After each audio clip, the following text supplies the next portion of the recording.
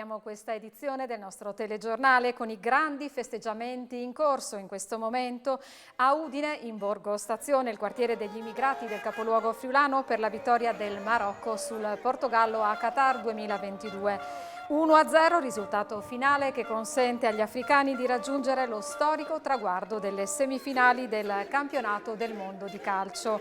Centinaia di immigrati che al fischio finale in Qatar hanno invaso via Roma con cortei di auto, clacson e tante bandiere. Una festa incredibile che vediamo e ascoltiamo grazie alle immagini riprese pochi istanti fa da Davide Vicedomini.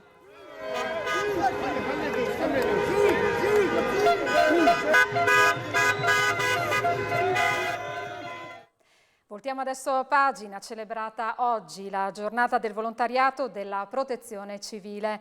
In 1500 presenti alla Fiera di Udine, dove è stata ribadita la forza del modello fondato dal commissario Zamberletti, modello che può essere riproposto anche in occasione del PNRR, dando potere di commissari ai governatori delle regioni.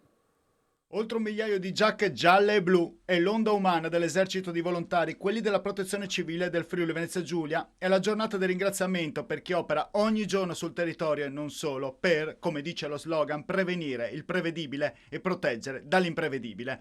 Come l'emergenza Covid o la guerra in Ucraina, con l'allestimento dei campi profughi in Slovacchia, o ancora la tempesta Vaia e gli incendi sul Carso. È tempo di bilancio e la Fiera di Udine, una presenza costante, quella della protezione, che si riassume negli ultimi 20 anni in queste attività.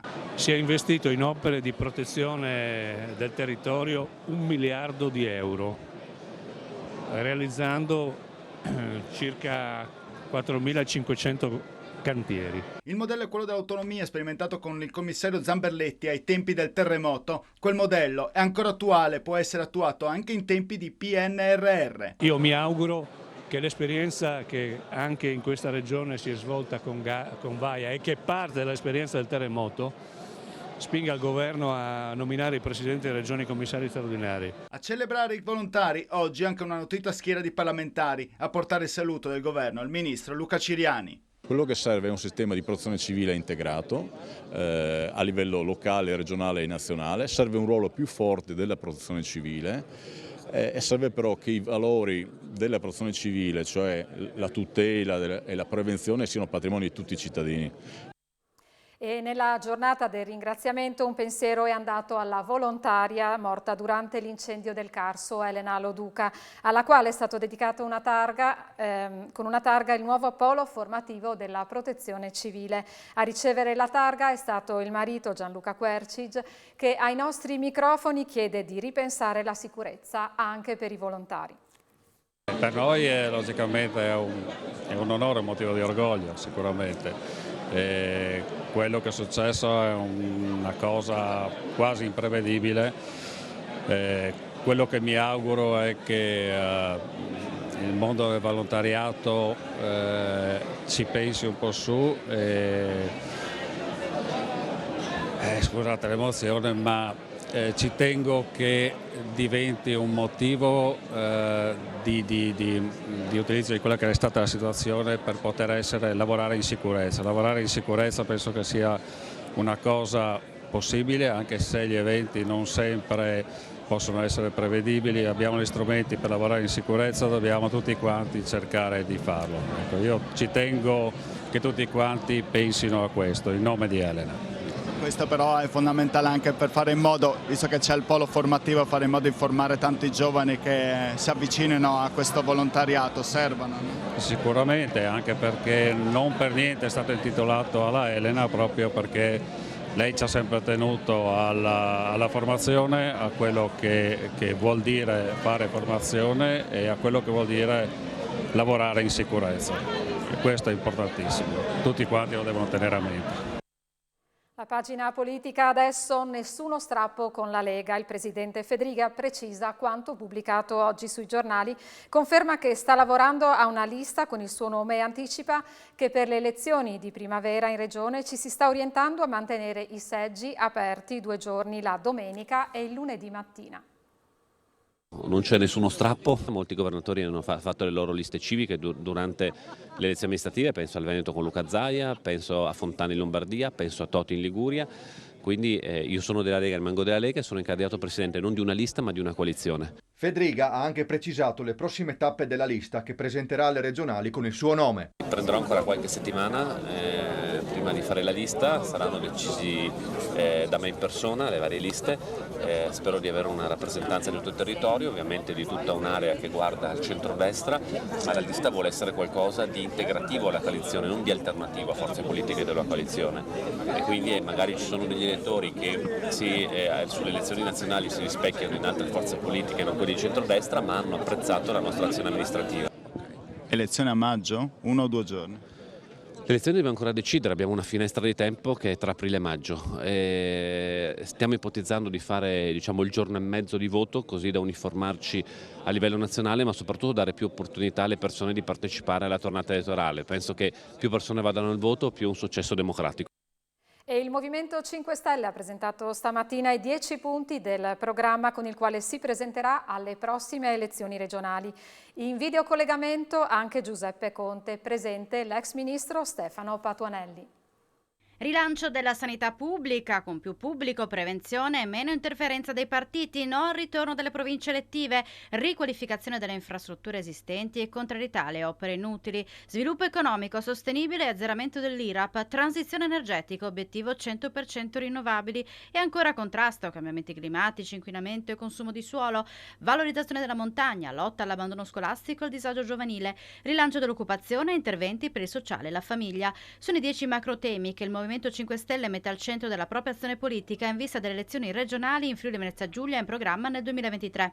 A presentarli a Trieste il senatore Stefano Patuanelli, i consiglieri regionali Mauro Capozzella, Ilaria Dalzovo, Cristian Sergo e Andrea Ussai. In videocollegamento il presidente del movimento Giuseppe Conte, che ha ribadito che il dibattito politico non può essere ridotto all'alleanza o meno dei 5 Stelle con il PD. Temi e non nomi, evidenzia il coordinatore del Movimento 5 Stelle in Friuli Venezia Giulia, Luca Sut. A differenza degli altri partiamo dai temi, non parliamo di nomi, quelli verranno successivamente, sicuramente verrà individuata una persona all'altezza di poter rappresentare e portare avanti questi temi.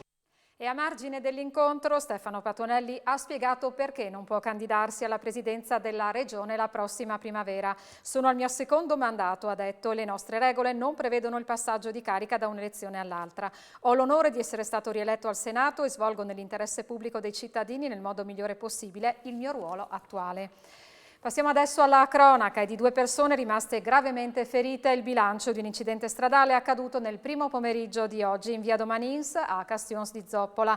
Per cause in corso di accertamento da parte dei carabinieri 2 vetture si sono scontrate. Sul posto 2 elisoccorsi, il 112 e i vigili del fuoco. Gravissime in particolare le condizioni di un trentenne che è stato elitrasportato all'ospedale di Udine. Lesioni gravi anche per l'altra conducente trasportata al Cattinara di Trieste. Ancora a cronaca, è stato formalizzato nel corso della notte l'arresto di Susanna Stamenkovic, la donna serba di 54 anni, accusata di aver aggredito e ferito a coltellate al collo il marito Dragan Stamenkovic, 60 anni, anche lui serbo, al culmine di una lite in un appartamento a Trieste. L'uomo è tuttora ricoverato nell'ospedale di Cattinara in gravi condizioni, ma non è in pericolo di vita. L'accoltellamento è avvenuto nell'appartamento della coppia. Dopo essere stato ferito, l'uomo è uscito di casa sanguinante ed è riuscito a raggiungere la strada, dove un vicino l'ha visto e ha chiamato la polizia. Truffa ai danni di un'anziana a Tor Viscosa. Un uomo ha contattato telefonicamente nel pomeriggio di venerdì la donna, 83 anni, dicendole che il figlio era rimasto coinvolto in un grave incidente stradale, in realtà mai avvenuto, e l'ha convinta a farsi consegnare in un secondo momento 500 euro in denaro e gioielli di famiglia per un valore di oltre 3.000 euro con cui pagare la fantomatica cauzione per liberarlo. Quando la signora si è accorta di essere stata raggirata, ha dato l'allarme, ma il malintenzionato si era ormai già dato alla fuga. Cambiamo ancora pagina e veniamo alla diffusione dell'influenza che continua a crescere in regione e preoccupa sempre più i medici di medicina generale. È arrivata al 4° livello su una scala di 5 l'influenza in Friuli Venezia Giulia. A dirlo è la Federazione Italiana Medici di Medicina Generale sulla base dei dati rilevati nella settimana che va dal 28 novembre al 5 dicembre. La diffusione del virus in regione è definita alta, con un tasso inferiore a 17,36 su 1000 assistiti, nettamente più basso alla media nazionale, ferma a 16 casi su 1000 assistiti. I dati, dice Fernando Agrusti, segretario regionale della federazione, preoccupano i medici di base già alle prese con Covid e carenza di medici sul territorio. È necessario, conclude, che i soggetti a rischio si vaccinino al più presto e che si riscopra il valore delle mascherine e dell'igiene delle mani. I numeri della pandemia oggi in Friuli Venezia Giulia sono stati riscontrati 941 contagi da Covid su un totale di 5.386 test e tamponi. Le persone ricoverate in terapia intensiva sono 9, mentre i pazienti ospedalizzati in altri reparti sono 275. I decessi sono stati 7. La crescita dell'inflazione e dei tassi di interesse costerà cara alle imprese del Friuli Venezia Giulia, soprattutto a quelle della provincia di Udine. Costerà 346 milioni di euro in 2 anni l'aumento dei tassi di interesse alle imprese del Friuli Venezia Giulia. La stima è della CGIA, che ha ipotizzato un aumento medio dei tassi del 2% tra il 2023 e il 2022 sui debiti delle imprese della nostra regione, che al 30 settembre scorso ammontavano a 17,3 miliardi di euro. A livello territoriale, Udine sarà la provincia più penalizzata della nostra regione, con un aggravio di 153,5 milioni di euro su un totale di 7,6 miliardi di impieghi bancari. Seguono le province di Trieste, con costi che aumenteranno di 97,9 milioni di euro, Pordenone 71,6 milioni e Gorizia 22,7 milioni.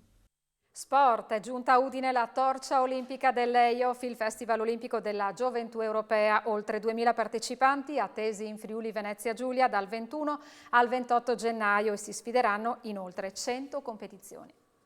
La fiaccola olimpica arriva a Udine a bordo del track Io sono Friuli Venezia Giulia in compagnia della mascotte Cughi. È la torcia dell'EIOF, il Festival della Gioventù Europea, uno dei massimi eventi sportivi a cui partecipano gli atleti più talentuosi tra i 14 e i 18 anni. L'evento si svolgerà in Friuli Venezia Giulia dal 21 al 28 gennaio per un'edizione, la 16ª senza confini, insieme ad Austria e Slovenia. Saranno 14 gli sport invernali coinvolti e proprio a Udine si terrà il torneo di hockey.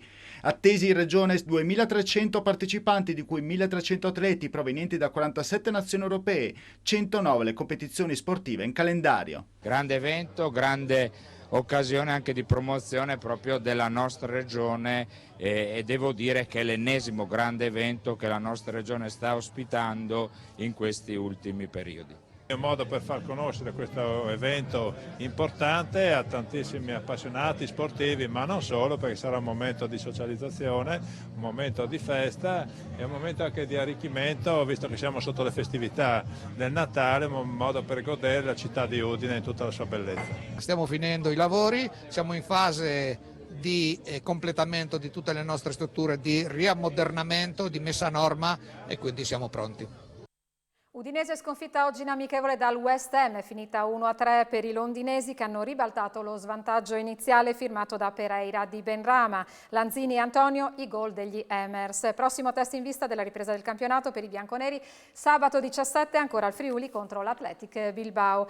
Andiamo adesso in Serie C, si gioca domani al Teghi di Lignano il big match tra Pordenone e Vicenza, una sfida in vetta che ha un sapore particolare per mister Di Carlo, sentiamolo. Si incontrano due squadre forti, destinate a provare a vincere questo campionato e a stare davanti. Dobbiamo provare a vincere perché comunque la classifica ce lo dice che non vinciamo da 3 partite. Abbiamo voglia di tornare al successo contro una grande squadra che è il Vicenza. Quello che conta è il Pordenone e come si pone in campo. Io penso solo ai miei, grande rispetto del Vicenza, ma può pensare solo ai nostri giocatori, alla nostra squadra, ai nostri tifosi, che dovranno essere vicini alla squadra per tutti i 95 minuti per cercare di battere una grande squadra come quella di Vicenza. In campo sarà battaglia e vinca il migliore. E per questa sera è tutto, io vi ringrazio per essere stati con noi e vi auguro una buona serata.